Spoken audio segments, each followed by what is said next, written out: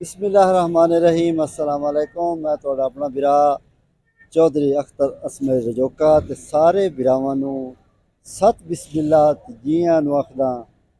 बिरावों गल इंज है बई पहली वेरी पहली पीढ़ी इस बुआने शहर नूं कोई कम दा ते चंगा कम करन वाला अफसर मिलिया। गल करदे CO municipal committee Ansar Cheema दी, जिन्ना के दिन रात हिक करके इस बुआने शहर नूं इंज कर छड्या बई जिवें पेरिस हुंदा है। ते हुण गल सुनने चाहिए बई ओ सीओ म्यूनसिपल कमेटी दा तबादला हो गया है। ये गल बड़ी भैड़ी है। इस बारे जेड़े साडी आवाम है वो की आंदी है, तुसीं ये खुद सुन सकते हो। सर जी अपील है साडी भी साडे बुआणे दे सीओ साहब बहुत अच्छे बंदे ने, वर्कर बंदे ने, इन्हां दा तबादला नहीं होना चाहिए। लिहाजा अस्सलाम वालेकुम जी। अमन कमेटी मेंबर हैं जी, शेख मजीद अंजमन ताजरान सतना बुआना तहसील के जी। जो हमारे सीओ साहब बहुत अच्छे इंसान हैं। हमारे बुआने शहर को इसने सोने की चिड़िया बनाया हुआ है। बहुत वर्कर आदमी हैं, बड़े अच्छे काम किए हैं। हमारी गलियों में, मोहल्लों में, शहर में बहुत अच्छे काम किए उन्होंने। इसका जबरी तबादला नहीं होना चाहिए इसका।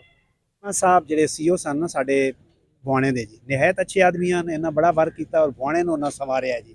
ਇਹ ਬੁਆਣੇ ਦੀ ਜ਼ਰੂਰਤ ਹੈ। ਸਾਡੀ ਅਪੀਲ ਹੈ हुकूमत नूं बई इस बंदे का तबादला जो कैंसल किया जाए। मुहर्रम अल हराम में सीओ म्यूनसिपल कमेटी ने बहुत अच्छे इंतजाम किए हैं। तमाम अहलियान बुआना उनके मशहूर हैं। मुहर्रम अल हराम में उन्होंने बहुत अच्छी सफाई रखी। हम उनका शुक्रिया अदा करते हैं तहे दिल से अहलियान बुआना साहब ने। मुहर्रम अल हराम में बहुत अच्छा काम किया, बड़े अच्छे इंतजाम थे। जो हमारे बुआना के सीओ साहब हैं चीमा साहब, इन्होंने मुहर्रम में बेहतरीन कारकर्दगी का मुजाहरा किया है।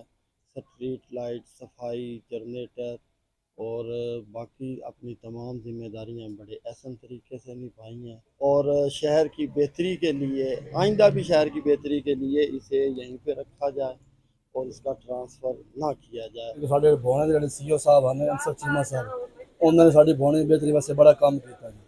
हत्ता कि जी मतलब कि ना मुहर्रम हराम के दौरान मतलब कि इतना कुछ किया है, इतनी बेहतरीन प्लानिंग की है। असी इतना खुश होए हैं कि सानू पहली बार एक ऐसा बंदा मिले जिसने इतनी मेहनत की, इतनी वर्किंग की है। गल है कि साढ़े भुआने के म्यूनसिपल कमेटी के सीओ साहब बहुत अच्छे आदमी और शरीफ दयानतदार नमाजी बंदे ने। लेकिन अगे भी भुआने के काम होंदा सी मुहर्रम दे विच, लेकिन जिहड़ा एरके उन्होंने काम सार अंजाम दिता ना, ऐसा अज तक किसी सीओ ने भुआने दे विच काम सार अंजाम नहीं दिता। कोई किसी किस्म की गंदगी शंदगी तो हर चीज़ साफ रखी उन्होंने। तो असी भुआने वाले उन्होंने शुक्रिया अदा करने कि उन्होंने इन्नी मेहनत करके इस काम नूं सार अंजाम पहुँचाया। भुआने की बेहतरी वास्ते उन्होंने इत्थे भुआने दे विच रहना लाजमी आ कि भुआने वास्ते बहुत अच्छे वो काम कर रहे हैं। तो अल्लाह ताला उन्होंने उत्ते रहमत करे। तो उन्होंने तबादला करने का मकसद ही कोई नहीं है या तो बंदा रिश्वत लेंदा हो, गलत काम करता हो, उहदा तबादला कर दे तुसीं सोहणे लगदे जे। तो जिहड़ा एक बंदा इलाके वास्ते, शहर भुआने वास्ते इन्नी मेहनत करता पिया, तो जे फिर उहदा तबादला करना ये सरोसर ज्यादती है। अगों ताला अल्लाह ताला तुहाडे उत्ते रहमत करे, तो अल्लाह तुहानूं हदायत देवे कि उहदा तबादला ना करो।